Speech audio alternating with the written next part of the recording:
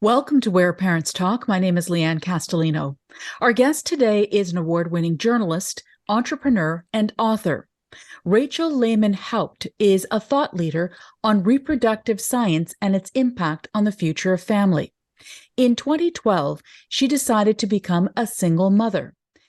Lehmann-Haupt's latest book is called Reconceptions: Modern Relationships, Reproductive Science, and the Unfolding Future of Family.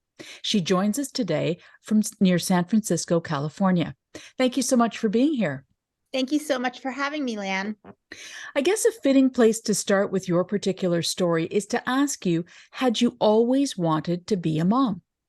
I had always wanted to be a mom. I was definitely one of those children that liked to play with dolls, and I always loved little children. So I knew that I wanted to be a mom. I saw what joy motherhood brought my own mother, and I knew that being a mom I needed to integrate it into my life. I always wanted a career also, and I purposely chose a career that had flexibility so I could also be a mother. So then at what point, as you're hearing your biological clock ticking, do you then decide, you know what, maybe I've got to look at other options here? Could you take us through sort of what you were going through at that time? Well, yes. At the time, I had ended a relationship with somebody who was not ready to have children. I never knew when he was going to be ready, and at the time, I was also thinking about moving back to San Francisco, where I had gone to graduate school, and sort of a perfect storm happened that the relationship just didn't seem to be going forward, and but I was also on the cusp of 37 years old, and I had recently frozen my eggs. Even with frozen eggs, I started thinking about, and with the prospects of potentially meeting a new mate, I thought, I don't want to be in a rush to have a baby with somebody just because I want to have a baby. I want to be with somebody as my partner because I love them. And sometimes love takes time to develop, and it often doesn't coincide with your biological clock. I mean, many people are lucky and have that. I happen to be in circumstances that it didn't work out. So after many conversations with friends and with family members, I decided to put the cart before the horse and try to get pregnant on my own, with the idea that, if I did get pregnant, then I would, become a single mom by choice and maybe meet my partner later down the road. I never planned to be alone forever, but it was really a practical decision, and a decision that many women are making now. And I think, a smart decision, because, I was at an age, I mean, I didn't actually get pregnant until I was 40, but I was at an age where I was still able to get pregnant with not too much, like having to go through IVF or like having to, use donor eggs. So I actually got pregnant, pretty naturally through artificial insemination with a biological child, which is what I wanted to do. So, what was the process of research that you undertook, if any? You talk about having conversations with your family, you talk about having your eggs frozen, but when, you finally decided that this was the road that you were going to go down, what research did you undertake to really, understand what you were getting into, becoming a single parent by choice? Well, there is a wonderful organization started by a woman in New York City called Single Mothers by Choice. And she started that organization, I think, now almost 50 years ago, to support exactly women like me who didn't have, a prospective mate or a dad in their future, or maybe the dad, decided that he didn't want to participate. I think that was the case for her. And so there's actually a huge network of women that are part of this organization. And at the time when I started thinking about it, I actually started going to some meetings and get-togethers to talk to women about what the experience would be like that were also thinking about it or had done it.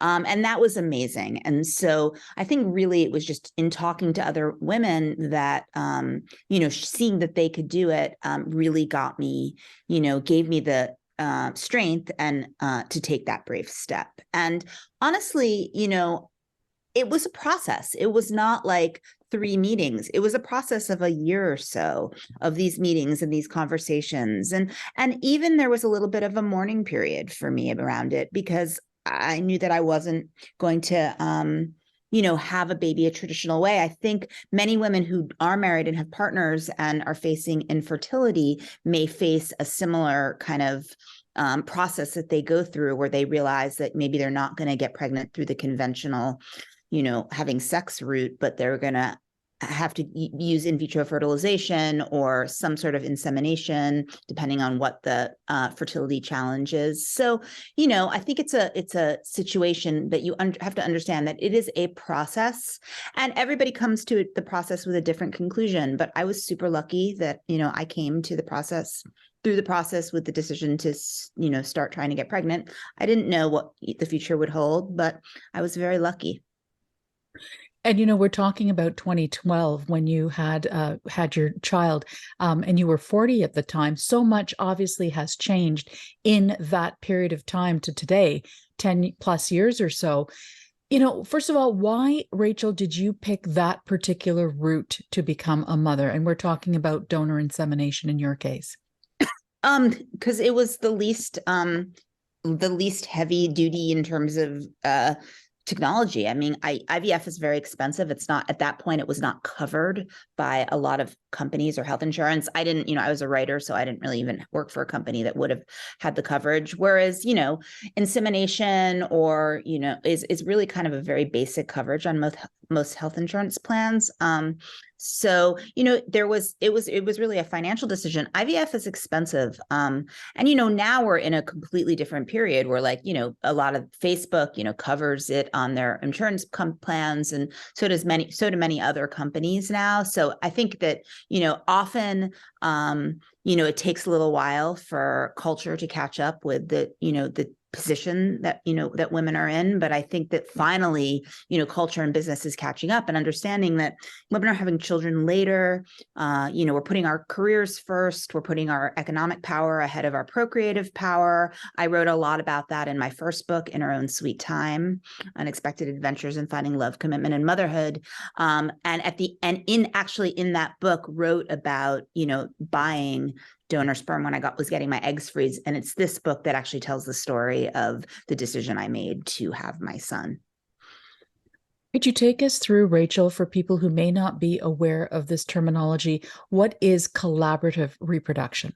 So collaborative reproduction is the idea, and it applies to many families that are outside of the traditional nuclear family model. So it applies to, women like me. It applies to single dads by choice. It applies to gay families, queer families, LGBTQ plus, however you want to call them. But the idea is that in those families, there is a biological part that is missing, either sperm or egg or a uterus. So reproducing bodies sometimes need to borrow or purchase those parts in order to make a child in their family unit. So that's what collaborative reproduction is. It was coined by a lawyer named John Robertson. Now, in your case, you talk about having gone to your family when you were first contemplating becoming a single mother by choice. I wonder, what kind of stigma, if any, did you experience from any other people that you encountered along the way?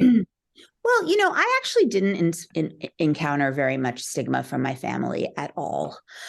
Excuse me. I mean, I grew up in liberal New York City, so, very open. We grew up in a culture filled with, gay families, gay friends. I didn't think I grew up with too many single moms by choice as role models, but, clearly like divorced families. And so I grew up with a spectrum, and my parents, were open and realized that, a child is created out of love. And that was the choice that I was making. And so, in other circles, yes, I have run into surprising stigma that, I never expected, even, from sort of more people who I thought were very liberal and, kind of spoke liberal in their virtual signals, but often, really ended up, having quite conservative values around family. I remember once, being in a group of women, and a woman basically admitted to me that she really believed that a child should have a mother and a father. And that made me feel really bad. We talked about how much has changed with respect to science in the time since you had your son back in 2012. What would you say stands out most for you in terms of what struck you most in the changes with the technology and science and medicine in that time? Well, I mean, I think two things have stuck out the most. I think there's a social change, and that there's also the technological change.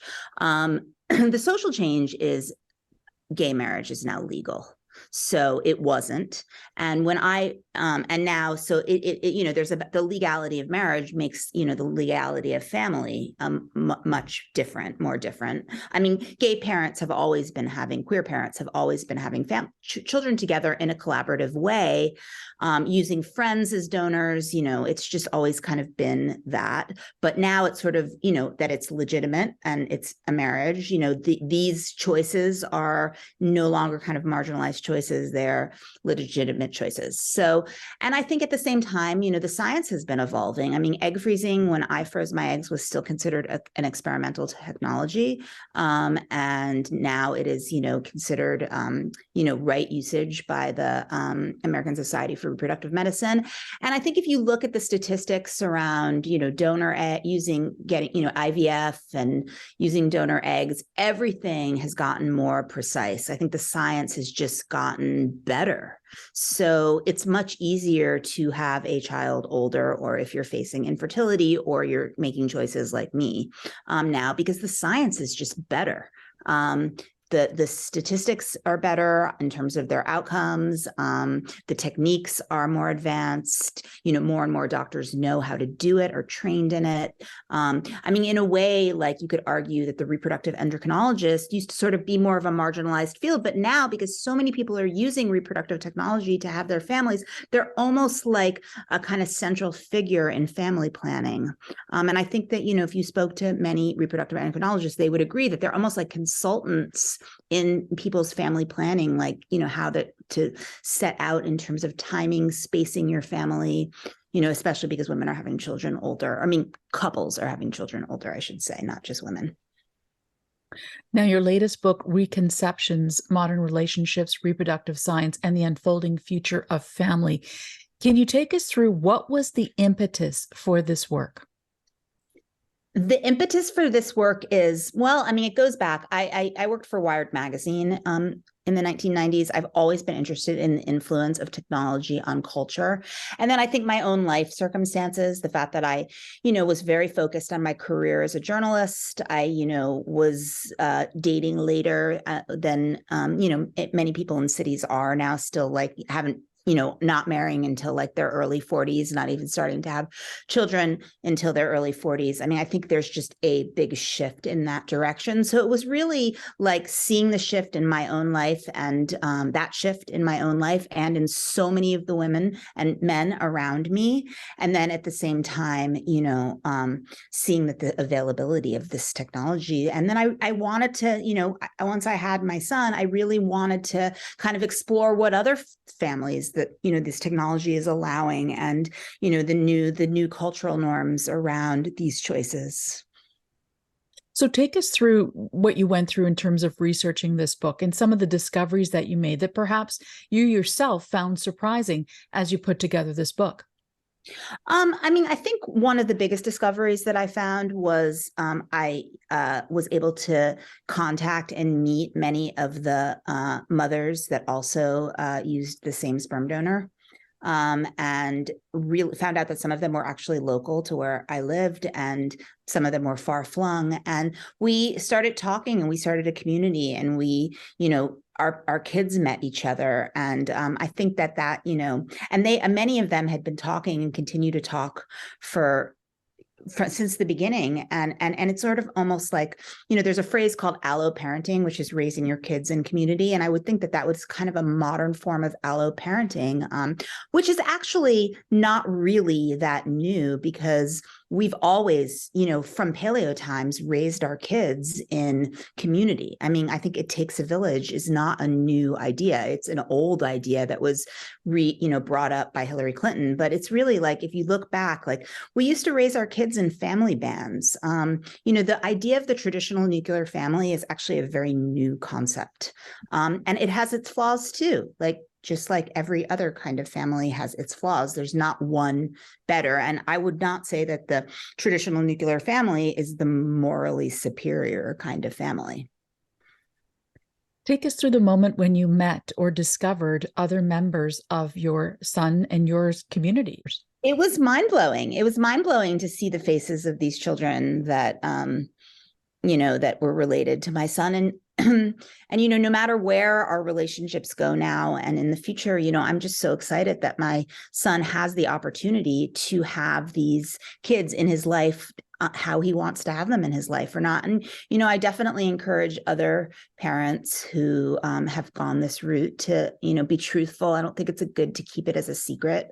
I think, being open, it's increasingly a more common way of having children, in queer families and single families.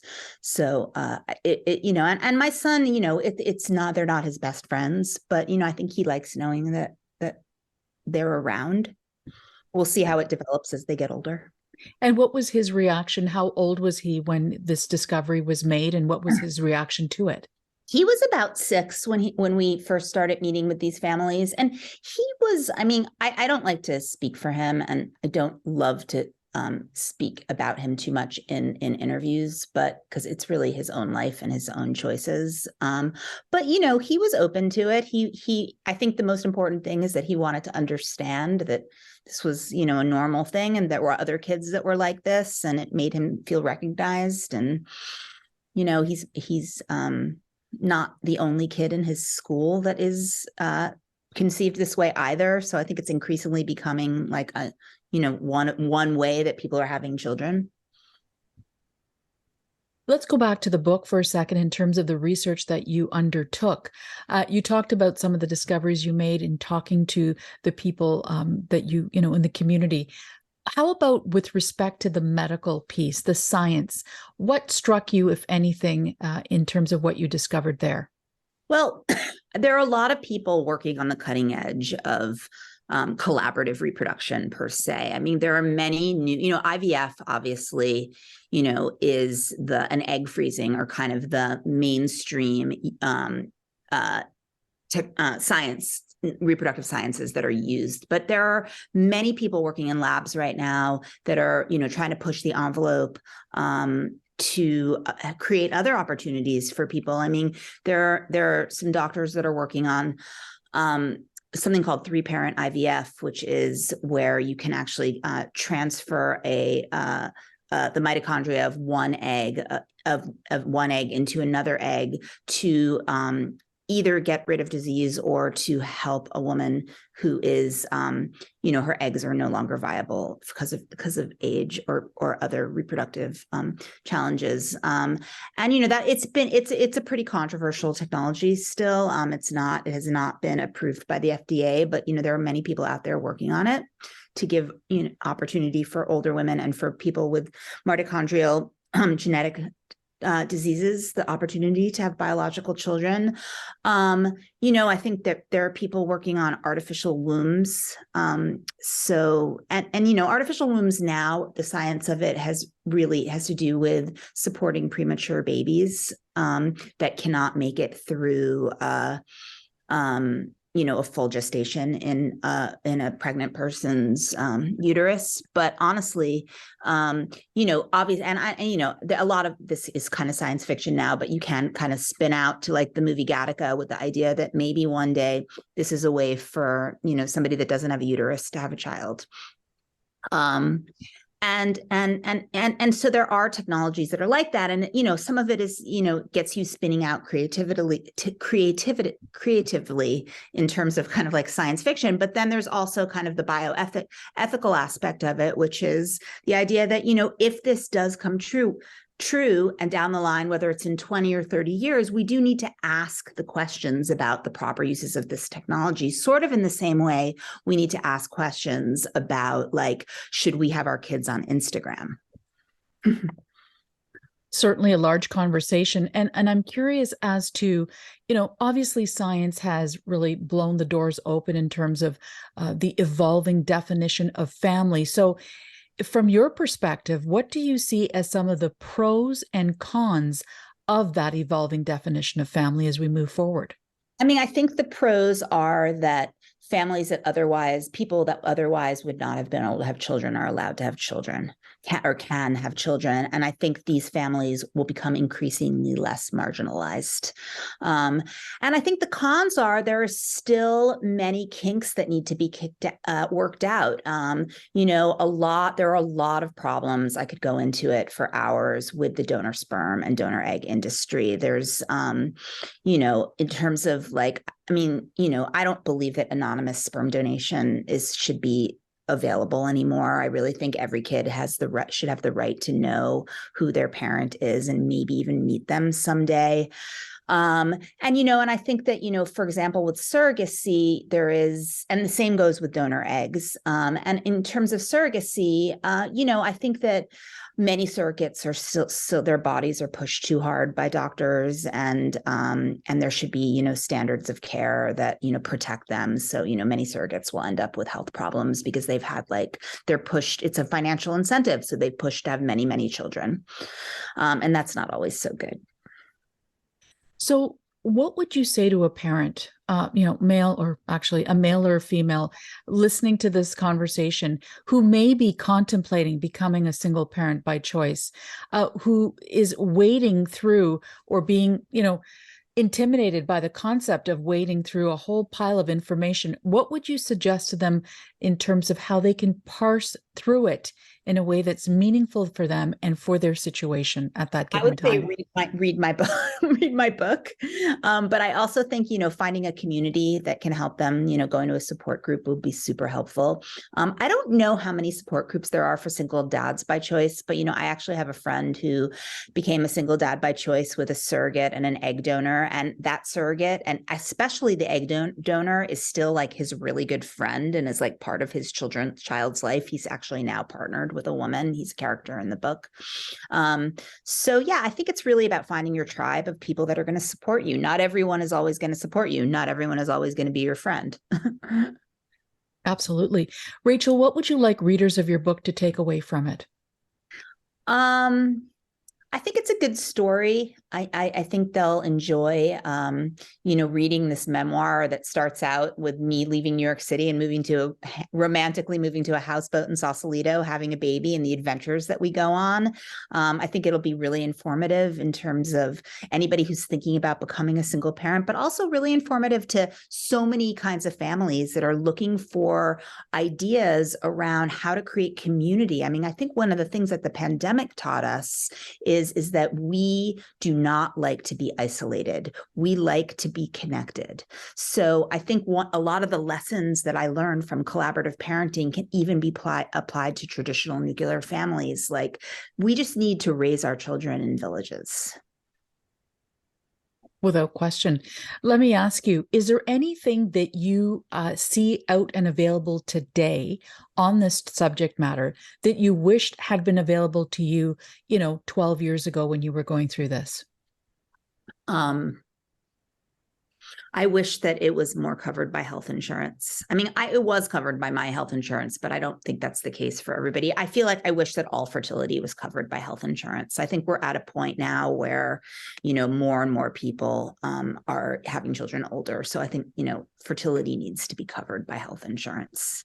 IVF, it should not come out of pocket. I don't think everybody should have the right to have a child.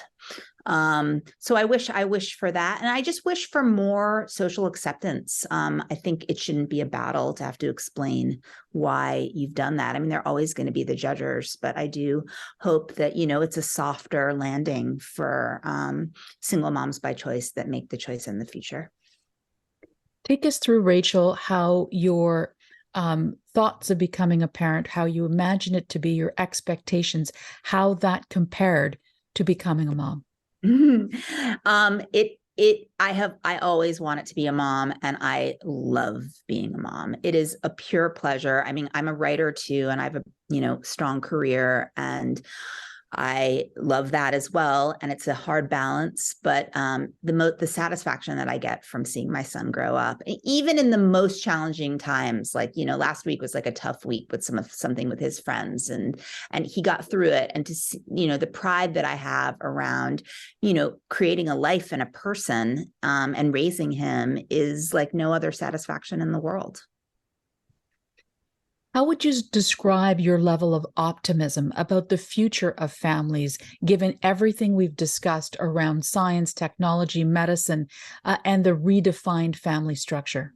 I'm optimistic. I'm nervous because, we had a bad year for reproductive health last year with Roe v. Wade being overturned. I think that it definitely was a message of control over women's bodies, and it's very, very unfortunate. And I think that some of the some of the bills around personhood, which is the idea that a life starts even when it's conceived via in vitro fertilization, is slightly scary.